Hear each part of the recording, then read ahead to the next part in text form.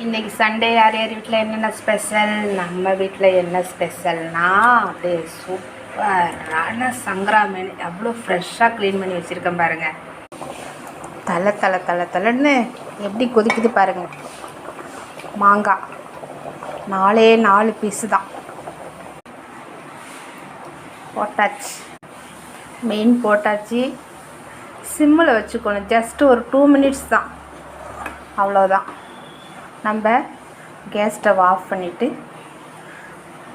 அப்படியே கொஞ்சம் ரைஸ் எடுத்து வச்சு மீனை வச்சு குழம்பு அதில் ஊற்றி மாங்காய் கொஞ்சம் வச்சு சாப்பிட்டோம்னா அப்படி இருக்கும்.